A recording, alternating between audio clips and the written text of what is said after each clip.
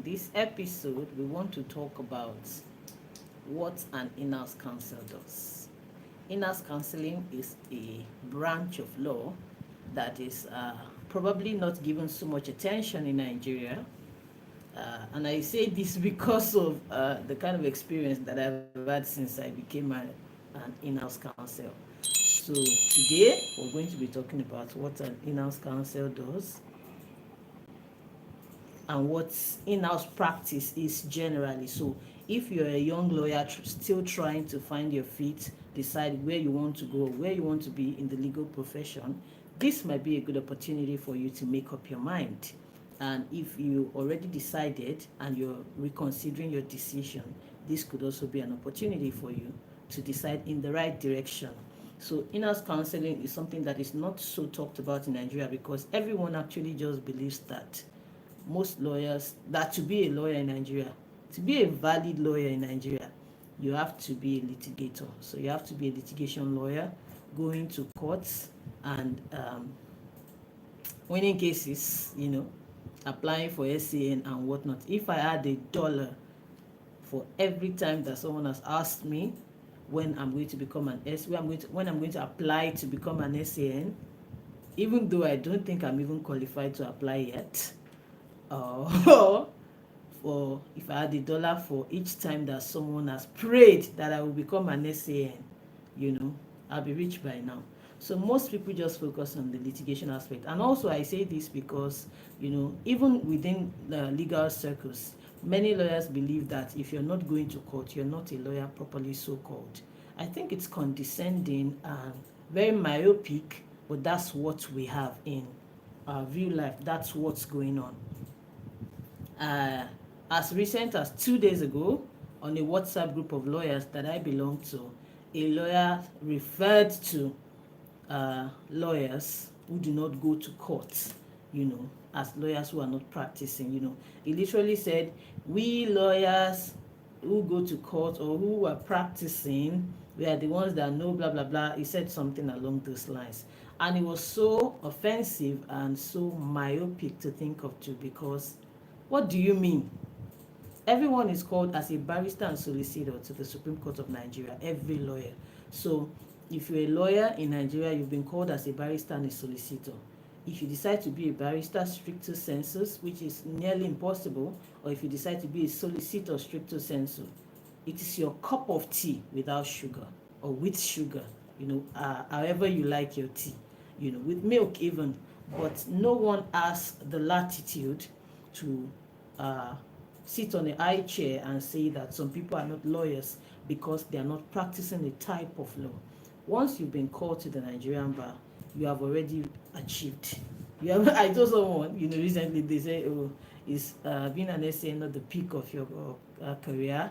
It's not the peak. Being a lawyer is the peak. Once you're a lawyer, you have already peaked. So congratulations, welcome to peaking.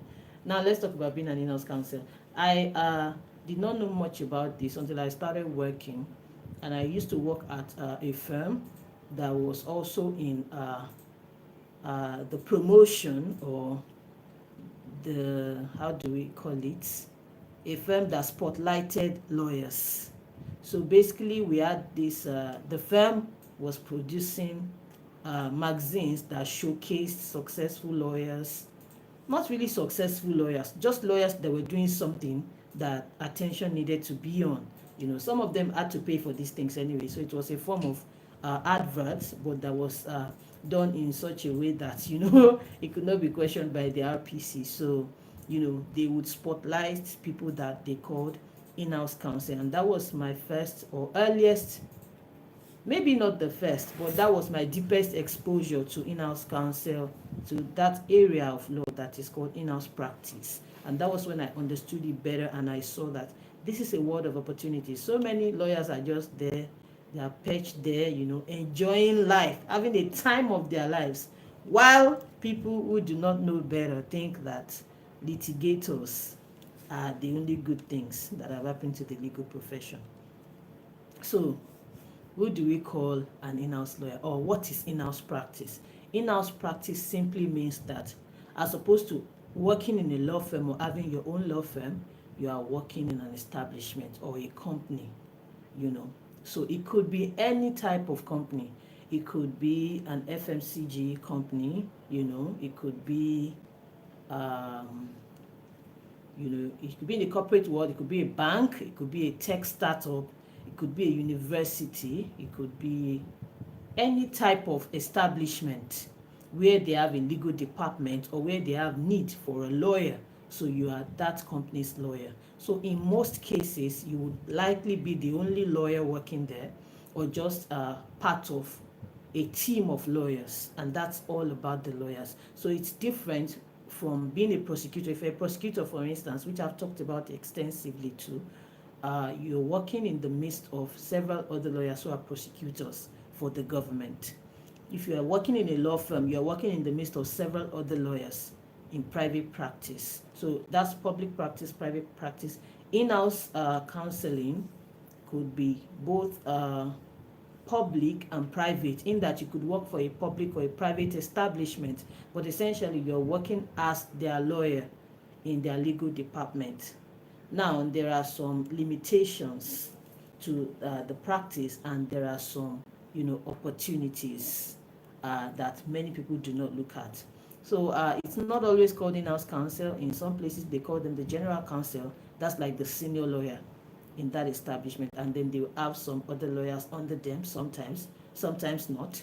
And then we've talked about this when I talked about opportunities available to practice branches of law where you can niche in. I will look for that video and link it in the description box. It's a video we did about 3 years ago, still relevant, probably 4 years ago. So you could be called a company attorney, could be called the legal officer, you could be called the company lawyer, you could be called in-house lawyer, in-house counsel, general counsel, you know, several names. But essentially what that means is that you are the lawyer to that establishment. I remember when I read NEPA again. I remember when I read Nike, the story about Nike, written by Phil Wright. Is it Phil Wright or Phil Knight? Now that book, what's the title of that book? I'll link it in the description box. It's keep my memory. It's been some years since I read it, probably, you know, some years anyways. So when I read the book, you know, he had talked about how, you know, Nike had this legal battle that they had to fight, and how he had to employ someone that was fresh out of law school, and the guy proved to be very useful. It was a new week, but eventually the guy, you know, was able to provide solutions for them and continue to work with them. So that's exactly how in-house practice is. You become the lawyer to that establishment, and you know, it could be a very great opportunity for you to bring, you know, life-changing solutions, you know, for your employer, and you know, to make visible impact. Very important. So in-house counseling is very interesting. We're going to be looking at how it's done, what's required of you, what the legal constraints are, you know, as the case may be. I've put some things down here that I'm going to be looking at. But essentially, if you're someone that is not drawn to the courts for litigation, if you're someone that doesn't want to work in a law firm or start your own law firm, in-house counseling can be really good. It could be, you know, a good option. So let's look at some of the things that I've put down here. We'll talk about what do you do? What you do is that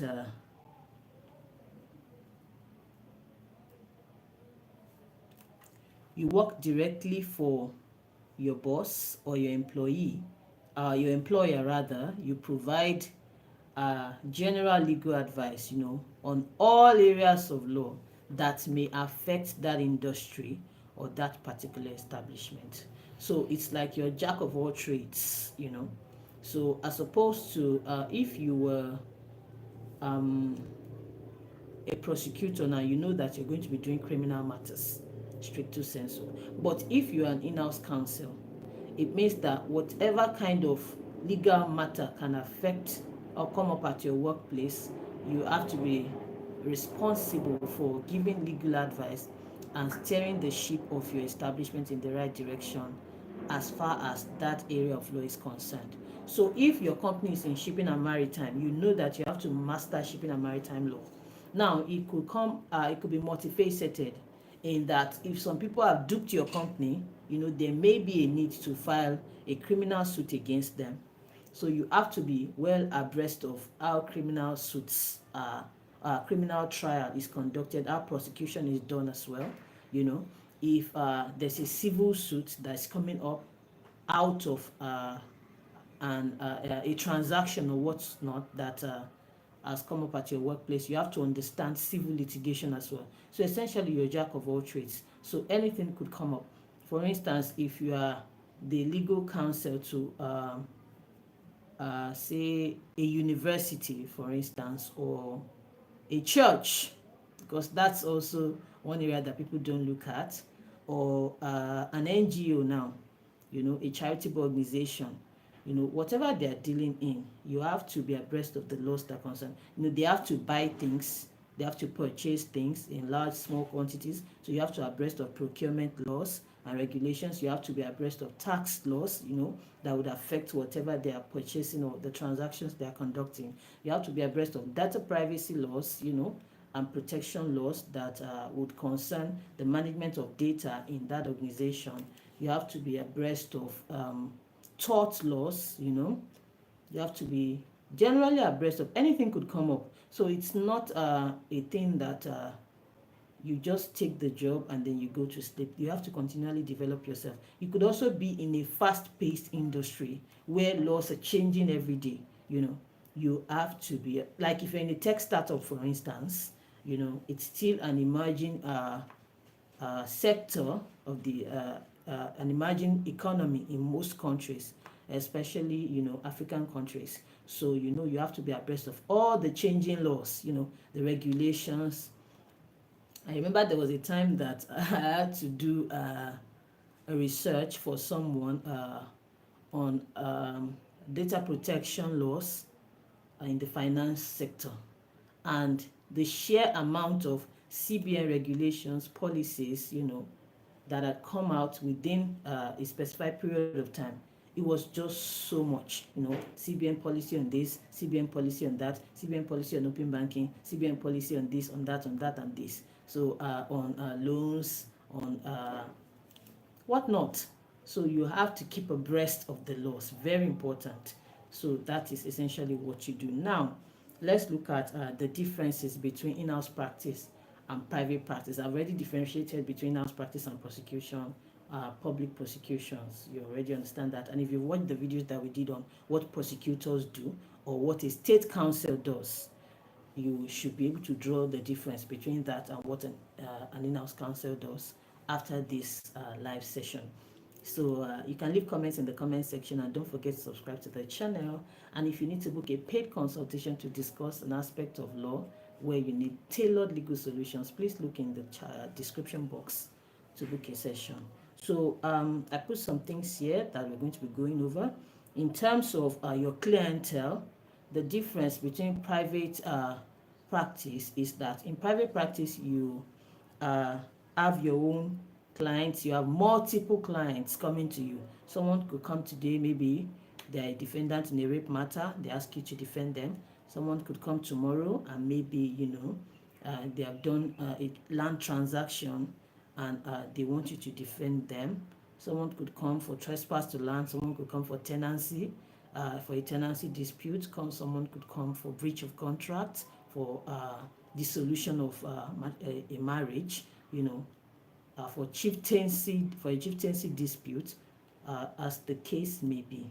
But in the case of an in-house counsel, your only client is your employer. Your only client is your employer. So all your allegiance, all your expertise, all your knowledge, all your experience, all your focus will be on your client and securing the best interest of your clients. Now, depending on what the object of trade or business of your client is, that is your company, that will determine the expanse of knowledge to which you need to apply yourself. But essentially, the company that has employed you is your client. are not is your only client. Another difference is that you're an employee.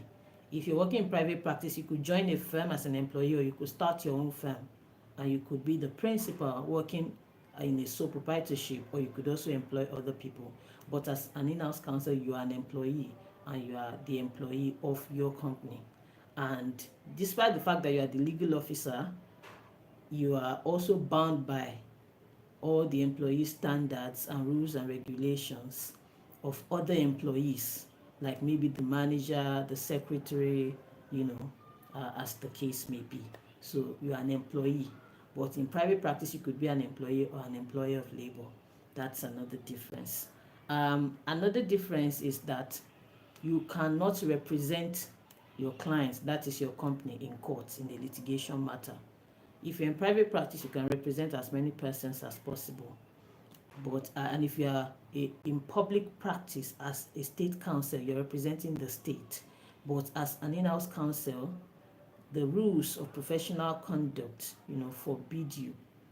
And if you check the Legal Practitioners Act, you cannot represent your employer as an in-house counsel. So if your employer has a case, a suit in court, if they are filing the suit, they have to employ an external counsel who will represent them in court. And if they are being sued, they also have to employ an external counsel who will defend them in court. You cannot take on your wig and gown as a lawyer, as an in-house counsel, and go to court on behalf of your employee. But what you do is that because you are the legal powerhouse within that organization, the external counsel will be liaising with you directly on behalf of your company or your establishment. So you are the one that will provide the legal position, to the external counsel, supply them with probably the evidence they need, the witnesses they may need in a matter, give them the general directions and the position of your establishment. But you cannot take on your wig and gown and represent your employer in court. That is another difference concerning in-house practice. Another one is I've said that you focus on all legal issues that affect your employer. So if you are in a streamlined industry where maybe the only thing that affects you is aviation law, that's all you need to master regarding that employment. You can do some other things, if you are interested in other areas of law personally. But regarding that employment, you only have to focus on aviation law. Mostly, not only have to focus on aviation law, but if you're in private practice, you have to, be focused on, you would be able to experience different aspects of law across different industries. So I hope you're beginning to weigh the pros and cons and see if it's something that you would like to do or something that you would want to do. What else do I have here? Yes, we've talked about the fact that you cannot practice litigation. So that's one other thing that litigation lawyers look down on in-house counsel to be. And so they just say that, oh, those ones don't go to court, what do they know? So, litigation lawyers can be very conceited to an extent. But, to each his own, whichever one you prefer. So if litigation is your cup of tea, you know that you cannot go into in-house counseling. You cannot be an in-house counsel rather, because you cannot litigate on behalf of your employer. So those are some of the things that come up. So essentially, in-house counseling is being an in-house counsel is very important and very interesting, because it's like the legal burden of your entire establishment is on your shoulders. So if you are the only one, because many establishments just employ one lawyer, there are some that have a more developed or a more robust legal team where they will have senior lawyers, junior lawyers, mid-career lawyers. But in many establishments, they just employ one lawyer, and then the entire burden is on them. So one of the disadvantages of that is that there's more work to be done, more research to be done, and it may require more commitment from you, especially if you're in a litigious business scene or corporate scene. So that could be another issue. But on the other side, you could do really good, mind-blowing, life-changing work. For instance, the work that young lawyer, new fresh out of law school lawyer did for Phil Knight in Nike's existence is something that really, really changed the trajectory of Nike, because I think from my recollection of the story, it was a protracted legal battle and the man gave it his all, even when it wasn't looking good, and eventually Nike won. So it's something that can really, but the terrain is different.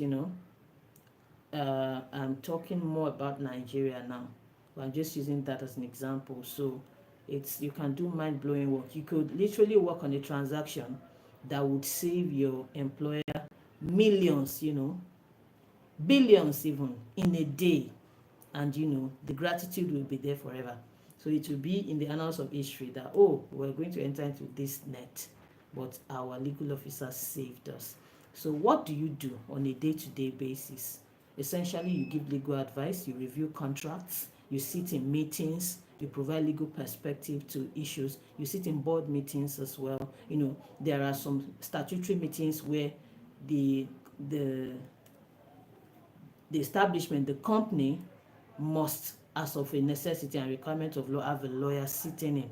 So being a part of those committees, those meetings. So you sit in those committees, you sit in those meetings, you provide the legal perspective. It's also a fantastic work if you're someone that likes to feel needed, because also you're most likely always going to be the only lawyer in the room, or one of the few lawyers in the room. So you are able to provide perspective with to stand out, with the legal perspectives that you provide. So if that's something that you like to do, also it puts you in a position of a solution provider, because in many instances in the negotiation of contracts and in business deals, the legal aspect is usually the defining factor. So people always want to know, companies, establishments always want to know, what does the law say on this? What's the legal implication of signing this contract? What's the legal implication of taking this decision? So it's very important work. You would also provide advice on employment issues within the workspace. Are you allowed to do this by law? Can our establishment do this? So you still work with HR, and to ensure legal compliance. So what do you do on a day-to-day basis? I've said you give legal advice, you provide regulatory compliance. You have to do that. Make sure that the books are correct, that all tax returns are filed, that all necessary taxes are paid, that the requirements of law on some certain transactions are fulfilled. You make sure that the square pegs are in square holes, round pegs and round holes, as far as all legal requirements are concerned. If there's a new law, a new provision of law, you alert your employer, make sure that they are in compliance. So you carry out regulatory compliance. You may also have to interface with regulatory bodies from time to time. You provide legal advice, you sit in meetings, you provide legal perspectives, you look over, the contracts, and you also draft contracts for your employer, in when they want to enter into contracts with outsiders, with third parties. You have to draft the contracts, you look over the contracts that are being drafted or being submitted. Essentially, you're making sure that your employer is compliant and safe as far as the law is concerned. So if a matter needs to go to litigation, you also advise your employer. You provide the litigating team, the external counsel, with all that they need, the information, the documents that they may need, the witnesses that they may need. You may also accompany them to court when to represent them as the legal representative. So usually you would sit in court proceedings. Then when they call your employer's name as a party to a litigation, they would call you, you will rise up, you announce your name and your role in the company. So those are some of the things that you would do from day to day. Very important. And usually you will be working with top management, of the company, because you have to sanction most, if not all, of their decision making legally. So you would be working with top management. So it's a quite prestigious position. It can be demanding, but it can also be very interesting. Also, you may have more work-life balance than people that have elected litigation, because you'll be in control of a lot of things. As per litigation now, you cannot control what date the judge will give you, the time, who will show up in court or not.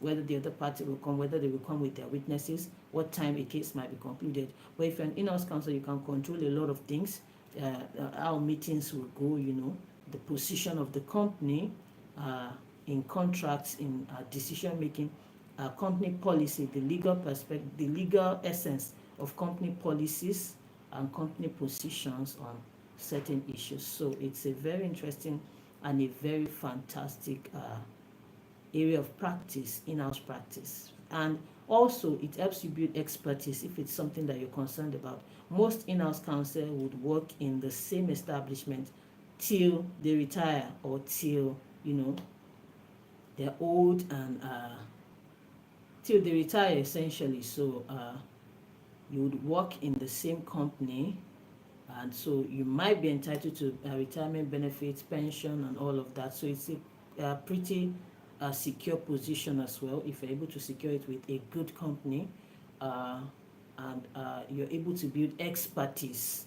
So although it can be monotonous if you're someone that likes a variety of experiences, but the monotony will build expertise. So you become an expert after a while. You could even write textbooks, become an authority in the area of law that pertains the most to your employer, after a period of practice. So also it's a prestigious position for you to network and to connect with industry leaders, in the sector or the area where your company practices or where your company does business, because you work with the managerial team, and because you are involved in most of the decision making as a lawyer.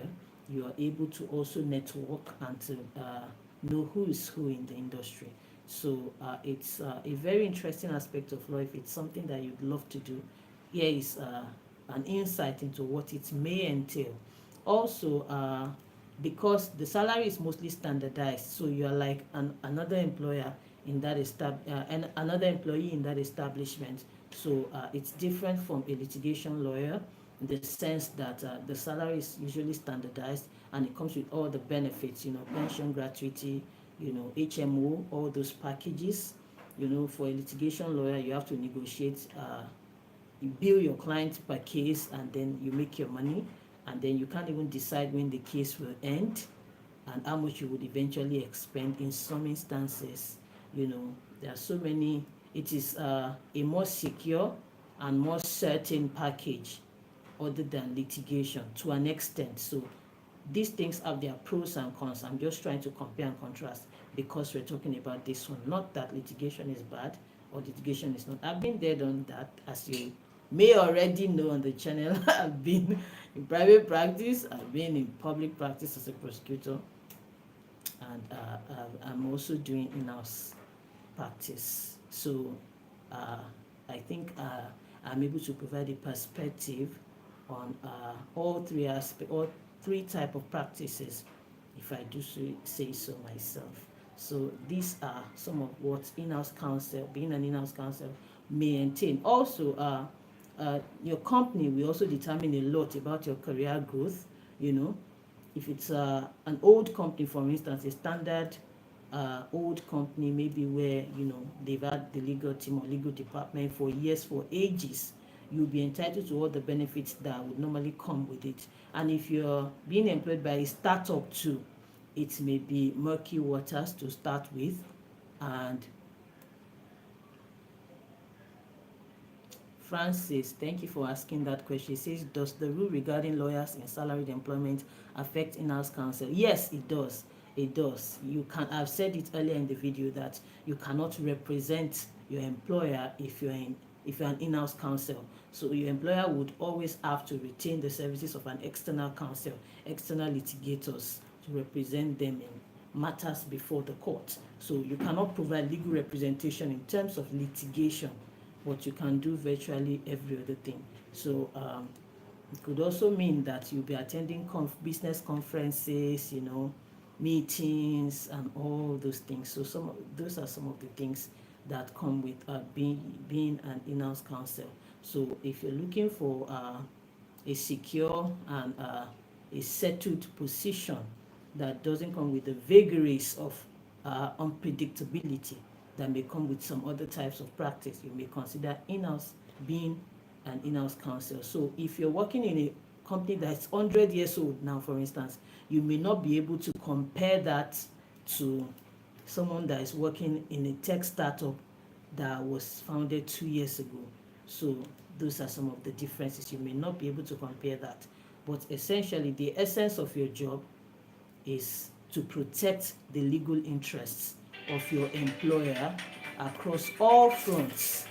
But while you're doing that, the demands may differ based on how old your employer is, how strong they are in the game, how competitive the industry is, and the regulatory scene, how fast paced or fast changing the laws are, or how developing, that aspect of business or economy is. So those are some of the things. You could work in a government-owned establishment. There are in-house counsel in most government agencies, MDAs, and government facilities. And you could work in a private company. You could work in a multinational.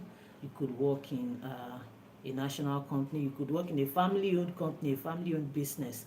You could work in across different types of companies. But these are some of the things. This is what it means to be an in-house counsel. Please watch that video that we did on different aspects. I think we tried to do A to Z, for types of law practices that you can niche in. We tried to do A to Z, so you could watch, and then you could watch this one to be able to make a decision.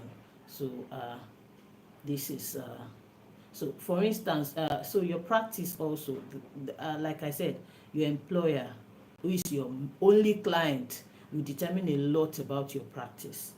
If you have been employed by an agricultural company or an agri-tech company now, you know that you now have to zero in on laws and regulations relating to agriculture. So you would be able to specialize, but it could also become monotonous, and it could deprive you of the privilege of knowing so much about other aspects of law. So these are the pros and cons. Please watch the video again so that you get a better and a fuller perspective of what we talked about. Thank you to everyone that has joined the session. So these are another issue is limited autonomy. That's one thing I have here that I've not spoken about. Limited autonomy. So in most cases, you're bound by your employer. So if you're a litigation lawyer, you have a lot of latitude and discretion to decide how you would prosecute or how you would defend your case. But in most cases, you have to follow company policy. So even if you're advising your employer that, okay, this is what we should do, and they're saying, oh, we don't have a budget for that, or oh, company policy, or company bureaucracy now, because you would also influence the policies. But it could be that, oh, company bureaucracy will not be able to allow us to do that, or do it on time, or do it now, or oh, we can't do that. Or maybe there's a dispute now. You may think that, oh, ADR could sort this issue for us. You're advising your employer, maybe let's settle. Settling is better. Your employer may have its heart set on litigating, so you may not be able to affect that decision. So less autonomy. You always have to comply with what does the industry law say, what's the industry terrain like, because even if you know the law, what's the terrain like, so that we have a safe position, and what's my employer's disposition to things like this. So very important. Also, you can affect policies, affect your employer's disposition. Even though there's less autonomy, over time you could be able to help your employer make tremendous changes to how they see things, how they make decisions, to the bureaucracy, and company attitude, company culture. You could also affect company culture positively as an in-house lawyer, and that's also one type of achievement. So also you may be responsible for maintaining discipline.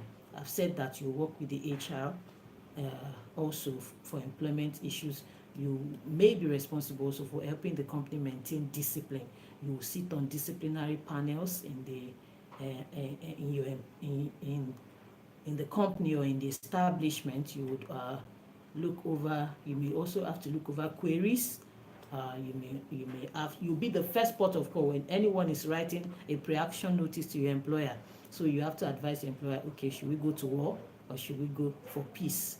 So these are some of the things you do as an in-house counsel. It can be pretty intriguing and very interesting. So if it's something that you're considering, these are some of the things you should look at. Look at what type of life do you want to build outside of law, and does it fit into that life? Also, what are you aspiring to become? Because if you're aspiring to become an SAN, you already know the requirements for an SAN to become an SAN in Nigeria, and you know that. Let me ask you, have you ever seen an in-house counsel that became an SAN? Tell me in the comment section. So you already know the answer to that line of thought and that line of aspiration.